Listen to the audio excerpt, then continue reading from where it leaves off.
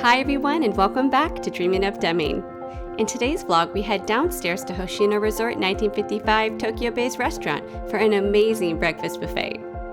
Next, I head out into Urayasu City to visit the Urayasu City Folk Museum, where we learn all about Urayasu's rich history as a fishing village, to the modern-day Urayasu City we see before us today, including a magical place where dreams come true. We're able to enter an open-air recreation of the old fishing town as it was around the year 1952, including community shops and houses. I packed my bags because this is the end of my beautiful trip to Urayasu, friends. I really hope you enjoyed my vlog series, and I am so happy to share my adventures with you today in Urayasu. Good morning from Hoshino Resort 1955. It's my final day in Japan. I actually leave later today at 5 p.m. So it's sad days, but happy days. I'm sad to leave Japan, but I'm sure I'll be back. This is my 5th trip, so obviously I just keep on coming back. But I'm happy to come home and see my kids, my husband, my parents. I miss everybody a lot. But check out this view this morning out my window. It's absolutely stunning. The ocean is literally right outside my door. You can see all the boats out there. It's really cool. I can see all the people jogging and going about their daily lives. And the really large park. And then Urayasu's right here. And then just beyond that, it's Tokyo Disney and Tokyo behind that. But I think it's about time for me to head downstairs and check out this breakfast buffet. I feel like I've become a breakfast buffet connoisseur now. So we just got to the breakfast buffet. It's on the 2nd floor in the lobby. You have to go to a little computer and buy a breakfast ticket, and then wait in a little line, and then they'll seat you. But I'm going to take a peek at this breakfast buffet. It smells amazing so far, so let's go up there and take a peek. So they have a pretty impressive juice bar over here, which is yuzu citron honey, apple ginger, flavored green tea, sokan richa, apple juice, water, and it wouldn't be complete without milk for breakfast. They have iced coffee available, as well as hot water for tea. And this looks to be a espresso machine. So it looks like we have espresso, Americanos, cafe lattes, and cappuccinos available. Breakfast of Champions right here is the self-serve machine. So if you want some milk ice cream this morning for your breakfast, they have you covered. Let's start out with the sweet stuff. We have brioche, cheese curry bread, melon bread, cream bread. Oh, this is coming home with me. Fruit Danish, and a peanut pound cake. Never seen that before. They have bananas, apples, milk pudding. That's one I haven't had. Might have to try that. Here's that white peach and cider jelly that you can put on top of your yogurt. And they also have little toppings over here like granola and sugar. They have croissants and salted butter rolls as some of your more plain bread options as well. Looking towards our more American side, they have bacon, French fries, fried potatoes, roasted chicken, and of course the usual scrambled eggs, macaroni gratin available, and sausage. They have available rice and curry as well as pastas. And you can add on the chicken sorobo, salmon flakes, carrots, pumpkin puree. That's really interesting. I might have to make a little concoction myself of curry. Ooh, this looks to be the French toast station, so you know I will be coming back to here. They have maple syrup available, almond, and strawberry sauce to put on top of your French toast. Over here looks to be like a sandwich station. Oh, so you can get a Reuben sandwich. Interesting. Just to show you an example. So yeah, those are some of the made-to-order stations. It smells really good. That sandwich, if you can smell it, it's amazing. And it looks like over here we have a rice bowl that's available. And toppings of grated yam and shisho leaves and wasabi. Looks like I have reached the more Japanese side of dishes. So this is a deep fried fish cake. You could add bonito flakes, green onion, and grated ginger. Ah, it's for udon. So it looks like cold udon that you can use those toppings for. We have snapper simmered in ginger, spicy chicken and root vegetables. Then of course it wouldn't be complete without the thick omelet. And there's daikon, grated daikon radish, eggplant dressed with green beans, natto, umeboshi, pickled greens, and then soft-boiled eggs, and grated yam. That's something new. I have never heard of grated yam. And of course you have a huge container for rice and a huge container for miso soup, and that's a very common breakfast item in Japan. You can start your morning off with salad. They have available tomatoes as toppings, broccoli, corn, and daikon radish. And available dressings are sesame dressing, carrot dressing. Ooh, that's interesting. I might try that. Japanese onion dressing. We have carrot marinated orange salad. We have potato salad, smoked salmon, an Italian vegetable and lentil salad, pasta with basil and cheese, soft salami, sweet potato salad, and again another side with mixed greens, so both sides are identical. I'm not sure you can grasp just how large this buffet is, but that completes my food tour of the buffet. So now I think I'm about to go grab a plate and get started myself because it is 8:45 and your girl is hungry. I definitely got the sampler platter this morning. I went with some of the yogurt, roasted potato, we got some bacon, some Japanese omelet, the cheese curry bread and other baked goods, and a slice of apple. I stopped off at the rice bowl stand and got that. It looks so good. It has all the raw, obviously like salmon and tuna on top of rice. Then I stopped off at the French toast station and topped mine off with strawberries and almonds. I wanted some fresh greens this morning, so I went ahead and got the green salad with corn and radish and broccoli, and I topped that off with that carrot dressing. I'm very interested to see how that tastes. And then, you know, I had to go to that Reuben stand and get that sandwich, and I added on some french fries from the buffet. And I went with the two juices this morning. It's a yuzu one and an apple ginger. But look how much food I just got. I'm so excited to eat. It looks delicious. So let's get started. It's so funny, I ended up at the same table that we were eating at last night, our late snack, so it's really pretty. It has a view behind me. There's a lot of light, so hopefully the color is all okay. But I'm going to start off with this French toast and see how it compares to the French toast yesterday. The French toast here is a different texture, so don't be surprised if it's extra wet. See, you can kind of tell like it has like a more dense, wet texture. It's so different.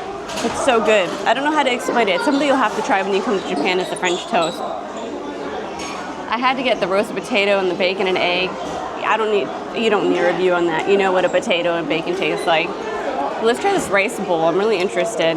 I did get my chopsticks all ready. She was very generous with the toppings here. Let's see. I didn't add soy sauce yet, so I could like kind of really get the flavor. Let's see.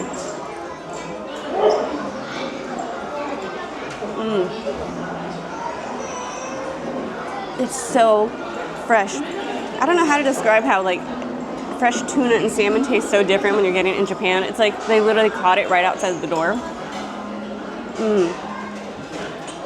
It's such a fresh way to start your morning with a nice little rice bowl. It's very good. Now I need to try this Reuben. I think it was a Reuben. But yeah, it's just got like meat and cheese and toasted bread. It looks like really, really buttery.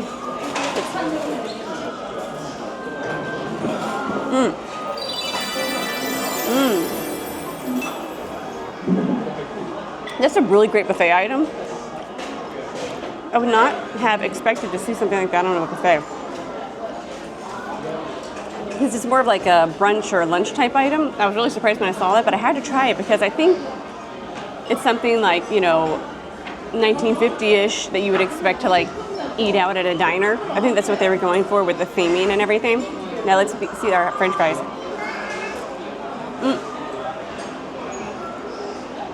So they're not as fresh as I would like, but that's my fault. I should have just waited till they replenished it, but I literally got like the last french fries in the tray.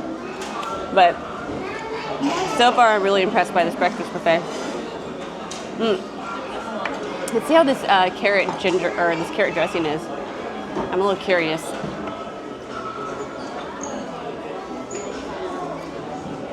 Oh, it's a very sweet, nice dressing. I bet that's gonna taste good with the broccoli.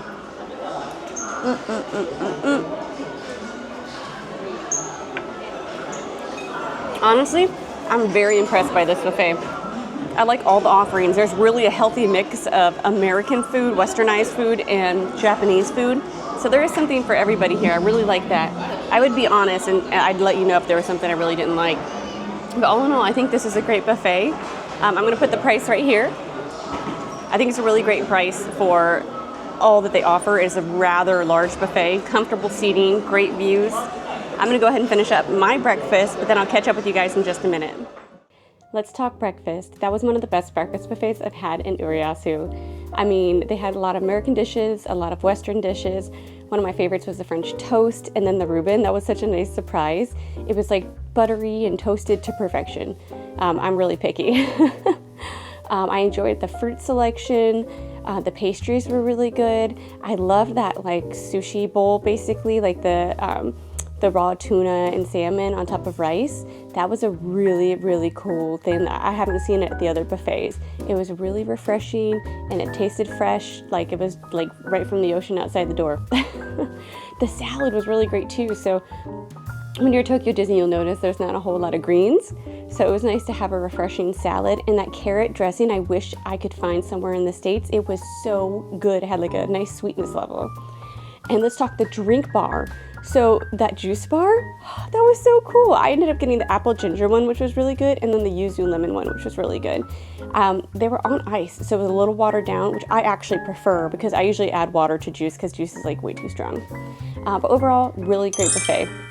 Now let's talk about the rooms and everything, pros and cons. So let's get started on that.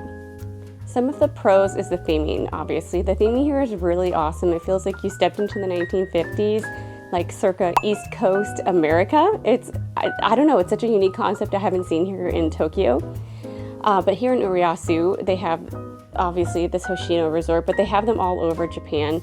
I showed you earlier in my room, they have a booklet that shows you all the different ones. Now just remember, this is kind of like a family vacation hotel based off of like the business ideals, the business hotel ideals. Oh my gosh, I can't speak. So you're not getting quite as many of the like amenities and special features. You're getting a hotel to sleep at, wonderful meals, automated services. So like the check-in was by computer. When you go to the shop, it's all just by computer. Obviously there's staff if you need help, but it's just like a completely automated system where you don't actually need to talk to a human to get checked in, checked out, eat. So other than the buffet, you do have to get a buffet card and then they show you to a table.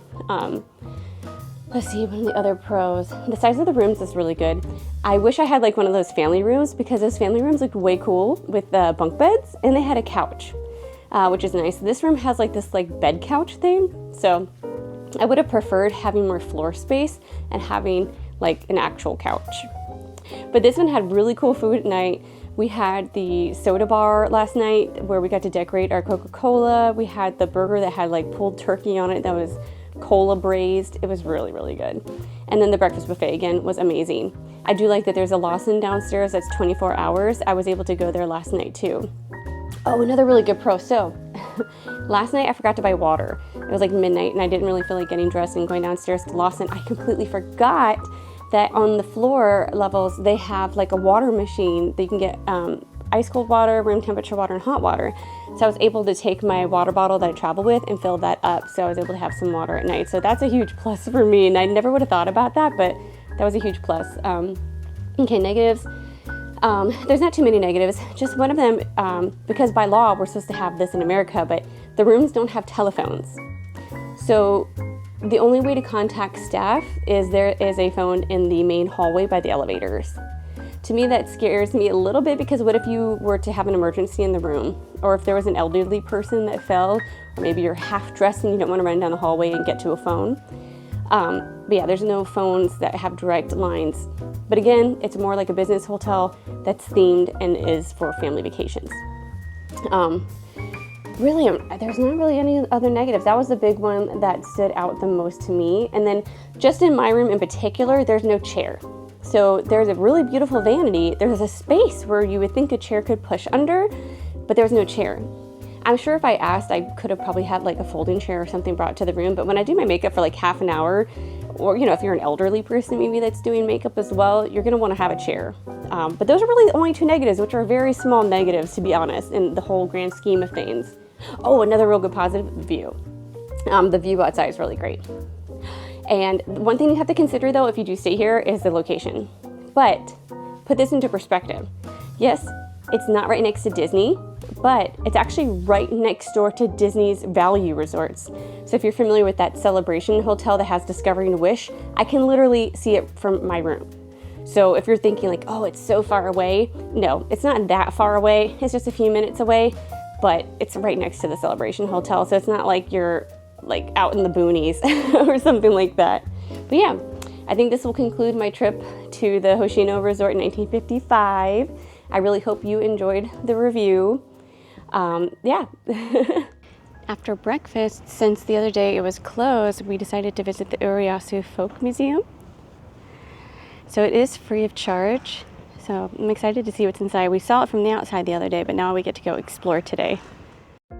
Heading in, we're first greeted by the museum's mascot, which is super cute. It's inside of a clamshell welcoming us inside the museum. We are shown an exhibit representing what Urayasu used to be not too long ago, and it was nothing but the ocean. Within the next exhibit, we learned all about the large events that happened within Urayasu that shaped it to how it's currently today, from natural disasters and hardships to future development and planning. Next, we watched a beautiful film that showed how Urayasu was built from scratch, and how it became the home of Tokyo Disney Resort in 1983, and when Urayasu welcomed the new Keio line, making it much easier to commute by connecting Tokyo and Chiba by train. Next came the development of the urban and resort side. We also learned of the hardships endured over time, including the earthquake of 2011. And now we see the Urayasu we visit and love today. I highly recommend if you visit the museum to be sure and watch the film in its entirety. It was so beautifully done. I absolutely loved it. Next, we head outside to a recreation of Urayasu around the year 1952. You're able to view this old fishing town, walk along the seashell streets, and wander through the old wooden buildings.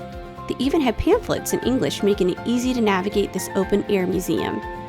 It was such a cool thing being able to step into the past and see how people worked and lived not too long ago. It was such an immersive experience. You're even able to walk inside and explore the houses. Just be sure to take your shoes off though. You can even take a ride in an old fishing boat along the shoreline and take a look at just how amazing these boats were made. All in all, I'm really glad I was able to experience this museum, and I highly recommend if you visit Urayasu to make sure you visit the Urayasu City Folk Museum. That concludes our trip to the Urayasu City Folk Museum. That was really awesome. It was free of charge. You get to walk in and learn the history. I didn't know there was so much history to Urayasu, especially before Disney came.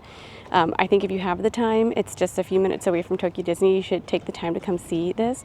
Plus that city was so cool that they built. Those were actual real buildings from Urayasu that they just rehomed right here in the Folk Museum. But yeah, I think we're gonna head back to the hotel right now, but I'm really glad I was able to come here before I flew home. So right behind me is the Hoshino Resort in 1955. But when you walk towards the water, there's this pathway, and it used to be an active runway. For the small airplane. For small airplanes? Yes. That's so funny. I never would have realized that, but that kind of makes sense now that I look at it. I was wondering why the walkway was so wide. But they used to have airplanes take off, small ones, but still. What a beautiful day. It's about time for me to head downstairs because it is checkout time. I'm all packed up and ready to go to Haneda Airport. But I think first we're going to sit in the second room and just chill out for a bit and have some snacks. And then I think I'm going to take the bus most likely to Haneda. I think we're going to decide when we get downstairs, but I'll catch up with you in a minute. Going in the Delta Sky Club, about to have some good snacky snacks and relax until my plane boards in about an hour and a half. I love Delta Sky Club. I'm spoiled. Now that I've had it, I can't imagine just waiting on the outside. It's so busy at the airport today, being a weekend. When you're at the Delta Sky Club in Haneda, you have to get this made-to-order ramen. They have some other noodle dishes, but every time I'm here, this is the one I have to get before I leave. Just my little taste of Japan before I board. I forgot to take a video before I dug right into my meal, but I got the beef curry, and it was pretty spicy, so I went ahead and got myself a Coke Zero. And then I got a salad, a fruit sando, and a matcha dessert. Got my last bit of matcha, my last bit of curry before heading home. The Sky Club here, our Delta, is incredible at Haneda, so if you are a member, you have to stop by this one. It's my favorite one I've ever been to. Alrighty friends, I think this is where I'm going to be logging off and relaxing. I just wanted to thank you for coming along with me on this amazing adventure together. I wanted to send out a huge thank you for the city of Urayasu for having me, and another thank you for the resorts for their amazing hospitality. I had an incredible trip. I met amazing people. I made some new friends and had fun at Tokyo Disney. All in all, this has been a very, very successful trip. So thank you for watching. Be sure to like the video, comment, yeah, leave me a beautiful comment, please. Be sure to hit the subscribe button and hit the bell icon to be notified of my next video upload. And as always, friends, stay bright and colorful, and I will see you in the parks. Bye!